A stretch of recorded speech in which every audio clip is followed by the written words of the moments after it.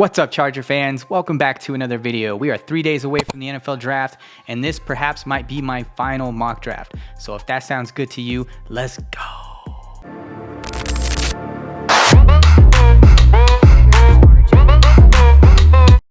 All right, we're not going to do any trades considering this might be the final mock draft. With that said, Colston Loveland is off the board. So that leaves me with this type of thinking. For me, what's really important is the defensive tackle position and the edge group, depending on who's on the board. I feel like the defensive tackle group is a little deeper than the edge group. And with Mike Green staring me in the face here, and I would say runner up here would probably be James Pierce Jr. But if I had to pick between the two, Mike Green's number 2 on my board, and I'm just going to lean that way just because honestly, it just comes down to the things I've heard as far as character, A1, A2. Between the two players. Khalil Mack's basically on his way out after this year. Bud Dupree, he's got one more year. Then what's left? And I feel like the defensive line is somewhere that we have to continue to make an impact. And with Loveland off the board, that's going to be my move. Mike Green's going to be my selection at 22. All right, and for my second pick, I'm looking at Tyleik Williams and Kenneth Grant. Super unrealistic that these guys are going to be here in the second round. I totally understand that, but if for some crazy reason these guys are there, you can't pass it up. I think the floor could be higher with Tyleik Williams. He is a great run stuffer, and I think with Kenneth Grant, you've just got a ball of clay with an exceptional ceiling. As Jim Harbaugh said, this is a guy from the football gods. I'm going to take Kenneth Grant here in the second round. And I'm not going to think twice about it. I think you plug Kenneth Grant in immediately, and he's going to make an impact for our defensive line. So there we have it. We got Mike Green, and we got Kenneth Grant in the defensive line. Trenches are looking solid. Here we are in the third round, and it looks like the Seattle Seahawks have selected Terrence Ferguson out of Oregon, and they passed up on Elijah Arroyo. At this point, we are desperate for a pass catcher, and Elijah Arroyo is my tight end 3 on my board. And here at receiver, there's Alec Ayumanor and Torrey Horton, who this is a really hard decision, but I just think the upside that we get with Elijah Arroyo is something that we can't pass on. We need a significant game changer at the tight end position, and I think Elijah Arroyo is that player, and hopefully we can get one of those receivers to drop. So I'm going to make the selection here with Elijah Arroyo.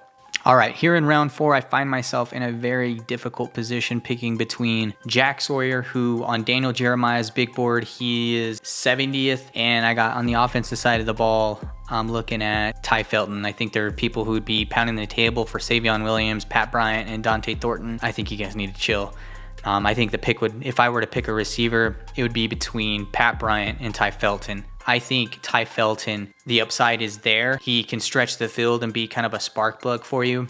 But at the end of the day, when we double dip here, the value for Jack Sawyer in round 4, another body, another edge rotational player, I just don't think that's something you can pass up. So here I am in another situation where I'm going to kick the can down the road at wide receiver, and I'm going to take Jack Sawyer here. But here we are in round 5, and we got Dante Thornton on the board, and I think it's time to just select a receiver. I think Isaiah Bond is definitely more bang for your buck, but the character concerns and the allegations going on with him, I just don't think the Chargers are going to touch him at all. I think he's going to fall to day 3. We'll see what happens with Bond. But I think now is just the time to suck it up. We take a project here, and Dante Thornton is going to be the selection in round 5. Here at round 6, we got Jake Majors on the board, and here's what I'm thinking. We're looking at a center who held his own against Kenneth Grant and Mason Graham, sets a lot of protections, is a 4-year starter, is one of the more, from a technique standpoint, one of the better centers in the class. I don't see how the Chargers can really pass up on this. Here in the 6th round, I think this is good value, and if things aren't panning out with the 2 guys in front of him, maybe we can plug him in. So I'm taking Jake Majors here in the 6th round. All right, I'm looking to double dip here, and I'm looking between Cam Jackson and Vernon Broughton. I got them graded very closely, but I got the edge to Cam Jackson. He's definitely more of a run stuffer, is going to bring the meat to the defensive line. I think Vernon Broughton is just flip a coin. He's just a great player too, Tim Smith. But I think when I look at these guys, I like bringing Cam Jackson to the inside of that defensive line there. With my 3rd, 6th round selection, looking to double dip at wide receiver again. So Andrew Armstrong, Mumfield, Trayshawn Holden are all wide receivers still on the board, who I like a lot. But I'm going to kind of step outside of the box here. There's a lot of conversations and talk about Elijah Badger, and I didn't fall in love with him through the process, me personally. But just hearing everyone else talk about him, I think I just kind of want to take a chance here, bring something a little different to the wide receiver room. So I'm going to take Elijah Badger as the extra receiver.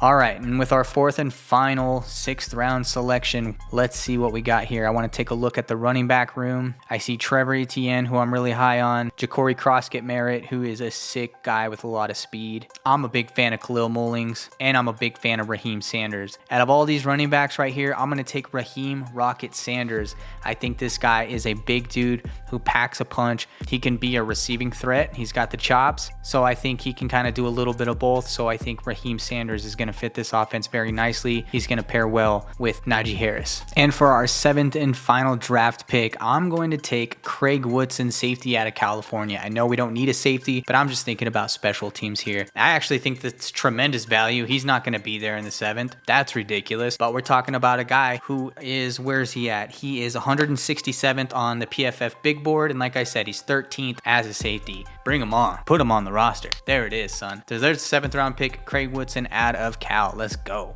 All right, here's a brief little summary of what we got here, guys. At pick 22, we took Mike Green, edge player out of Marshall. At pick 55, we took Kenneth Grant, a defensive tackle out of Michigan.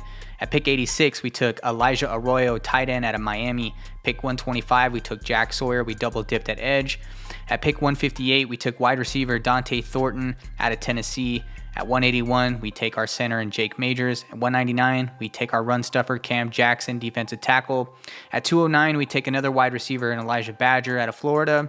At pick 214, we take Raheem Sanders out of South Carolina. And our 7th round pick is a safety in Craig Woodson. Let me know what you guys think, Charger fans. That's going to be the final mock draft. Maybe. We'll see. There's only a couple of days left. But I'd love to know what you guys think about this draft. And until next time, I'm Andrew with Bolt Casa. Remember to bolt up. Peace.